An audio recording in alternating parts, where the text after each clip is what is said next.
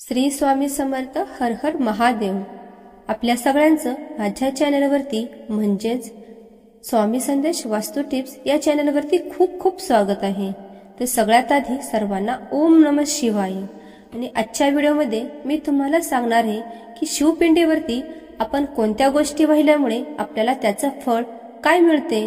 कारण बघा, आपल्याला भरपूर समस्या असतात, कोणाला काहीही असू शकते, आर्थिक प्रॉब्लेम असू शकतात, शारीरिक प्रॉब्लेम असू शकतात किंवा अभ्यासामध्येही प्रॉब्लेम असू शकतात, नोकरीमध्ये प्रॉब्लेम असू शकतात, धनाच्या रिलेटेड ही असू शकतात, स्वास्थ्याच्या रिलेटेड ही असू शकतात। तर त्या प्रत्येक प्रॉब्लेमसाठी किंवा प्रत्येक समस्येसाठी आपल्याला महादेवाच्या पिंडीवरती त्याप्रमाणे मी जे सांगते त्या वस्तू व्हायच्या आहेत।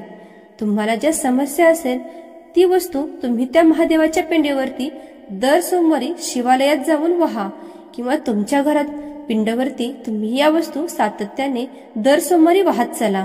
तुम्हाला त्याचा फरक जाणवेल किंवा तुमची जी समस्या आहे ती तुम्हाला कमी झालेली जाणवेल। आता या गोष्टी किंवा ही वस्तू महादेवाच्या पिंडीवरती अर्पण करताना असताना तुम्हाला तुमचा जो काही प्रॉब्लेम आहे किंवा जी काही समस्या आहे ती भोलेनाथांना मनामध्ये बोलून दाखवायची आहे आणि त्यासाठी आम्हाला मार्ग सुचू द्या किंवा आमच्या या समस्येसाठी एखादा मार्ग सुचू द्या अशी प्रार्थना करायची आहे। तर बघा, सगळ्यात आधी जेव्हा जेव्हा तुम्ही कोणतीही गोष्ट महादेवाच्या पिंडीवरती अर्पण करा, सगळ्यात आधी आपल्याला जलाभिषेक करायचा आहे। स्वच्छ पाण्याचा अभिषेक भगवान शिवशंभू शंकरांना अतिशय प्रिय आहे, त्यामुळे कोणतीही तुम्ही वस्तू महादेवाच्या पिंडीवरती अर्पण करा, पण त्याच्या आधी तुम्हाला पाण्याने जलाभिषेक हा करायचाच आहे। तर बघा, महादेवाच्या पिंडीवर जेव्हा तुम्ही पाणी व पाण्याचा अभिषेक करता तेव्हा ते खूप शुभ मानले जाते। तुम्ही दर सोमवारी महादेवाच्या पिंडीवरती असा जलाभिषेक नक्की करत चला आणि येणारा जो श्रावण महिना आहे किंवा श्रावणी सोमवार आहे त्यावेळेस तर आपण हा जलाभिषेक करतो, पण दर सोमवारी देखील आपल्याला न चुकता महादेवाच्या पिंडीवरती जलाभिषेक करायचा आहे। तर बघा, जर आपण महादेवाच्या पिंडीवरती कच्चे तांदूळ वाहिले तर आपल्याला धनधान्य व संपत्ती याच्यामध्ये वाढ झालेली दिसते। बघा, काही जणांना खूप प्रॉब्लेम असतो व कितीही कष्ट केले तरी त्याचं फळ मिळत नाही, योग्य असा मोबदला मिळत नाही। तर त्यांनी काय करायचं आहे तर दर सोमवारी कच्चे तांदूळ घ्या आणि शिवालयामध्ये जावा, तिथे महादेवाच्या पिंडीवरती हे अर्पण करा।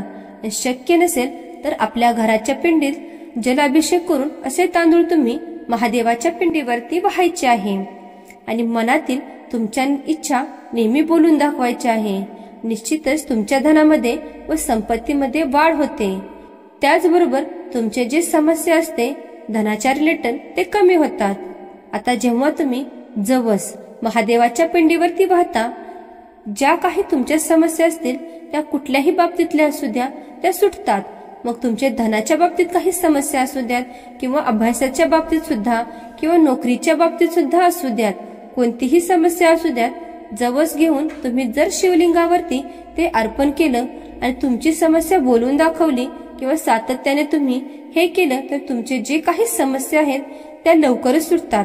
असं म्हटलं जातं की जर आपण 3 तीळ महादेवाच्या पिंडीवरती अर्पण केलं तर जे काही आपल्या हातून न कळतपणे काही कृत्य घडत असतं, काही आपण समजा न कळतपणे अनेक हजारो जीवजंतू आपण मारले जातात आपल्या हातून, तर यापासून पापांची मुक्तता आपल्याला जेव्हा आपण तीळ शिवलिंगावरती वाहतो तेव्हा या पापापासून मुक्तता मिळते आणि पापांचा नाश होतो असं म्हटलं जातं। त्याचबरोबर जेव्हा आपण शिवलिंगावरती गहू वाहतो तेव्हा आपल्याला संतती प्राप्तीसाठी जर प्रॉब्लेम असतील, काही समस्या असतील तर त्या सुटतात आणि संतती प्राप्ती होते। त्यामुळे समाजात बाळ होण्यामध्ये संतती प्राप्तीमध्ये काही समस्या असतील तर तुम्ही दर सोमवारी शिवलिंगावरती शिवालयात जाऊन किंवा घरी शिवपिंडावरती गहू अर्पण करायला अजिबात विसरू नका। पण लक्षात ठेवा, आधी तुम्हाला जल अभिषेक हा करायचा आहे। आपल्या घरामध्ये संसारामध्ये सुख समृद्धी नांदावी असं कोणाला वाटत नाही। जर आपण शिवलिंगावरती दर सोमवारी दूध आणि साखर हे अर्पण केलं व त्यांचा अभिषेक शिवपिंडीवरती केला तर आपल्या घरामध्ये व संसारामध्ये अखंड सुख समृद्धी येते आणि भगवान शिवशंभो शंकराची कृपा होऊन आपल्या घरामध्ये व संसारामध्ये अखंड सुख समृद्धी नांदते। तर पुढे बघूया, जेव्हा आपण जल अर्पित करतो व शिवशंभूच्या पिंडीवरती किंवा जलाचा किंवा पाण्याचा जेव्हा अभिषेक करतो तेव्हा आपल्याला सर्व प्रकारचे भौतिक सुख मिळू शकतात। त्यामुळे शिवशंभूच्या पिंडीवरती जलाचा अभिषेक आपल्याला करायचा आहे। जेव्हा तुम्ही तूप शिवपिंडीवरती अर्पण करता किंवा फक्त तुपाचा अभिषेक पिंडीवरती करतात तेव्हा जर तुम्हाला काही शारीरिक समस्या असतील किंवा व्यंगत्व असेल, काही समस्या असतील, आजारपणाच्या रिलेटेड काही समस्या असतील तर त्या समस्या दूर झालेल्या तुम्हाला थोड्याच दिवसांमध्ये जाणवतात। तर तुम्हाला असे समस्या असतील तर शरीरा रिलेटेड तर तुम्ही शुद्ध गाईचं तूप जे असतं त्याचा अभिषेक शिवपिंडीवरती तुम्हाला घरातल्या पिंडीवरती करू शकता। त्याचबरोबर जर तुमच्या मुलांना अभ्यासामध्ये काही प्रॉब्लेम असेल किंवा मुलं अभ्यासाला कंटाळा करत असतील, त्यांची प्रगती अभ्यास करून देखील कष्ट करून देखील होत नसेल तर तुम्ही जर उसाचा रस शिवपिंडीवरती अर्पण केला किंवा उसाच्या रसाचा जर अभिषेक पिंडीवरती केला तर मुलांच्या प्रगतीमध्ये वाढ झालेली दिसेल। त्याचबरोबर मुलांची जी बुद्धी आहे ती तुम्हाला थोड्या दिवसांनी त्यांच्या एक्झाम मध्ये वगैरे मार्क्स मध्ये फरक पडलेला दिसेल आणि मुलांची प्रगती झालेली तुम्हाला दिसून येईल। तर दर सोमवारी तुम्हाला असा उपाय उसाच्या रसाचा अभिषेक करायचा आहे ज्याने तुमच्या मुलांची प्रगती होऊ शकते।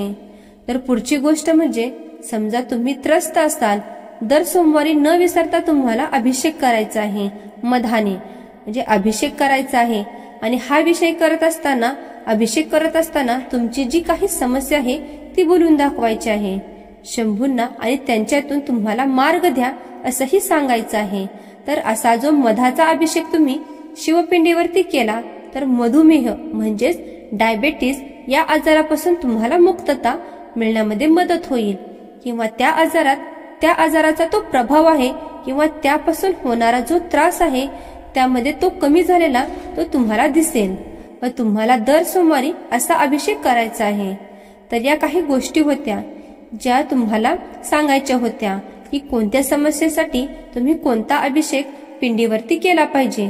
जर तुम्ही असं जर दर सोमवारी केलं तर तुम्हाला तुमच्या प्रॉब्लेम मधून समस्येमधून सुटका मिळालेलीच दिसेल आणि पण हे उपाय किंवा असा अभिषेक तुमच्या समस्यांसाठी तुम्हाला जर दर सोमवारी न चुकता करायचा आहे तर हा व्हिडिओ तुमच्या जास्तीत जास्त मैत्रिणींपर्यंत शेअर करा, म्हणजे जर त्यांच्या समस्या असतील त्या सुटण्यामध्ये त्यांनाही मार्ग मिळेल।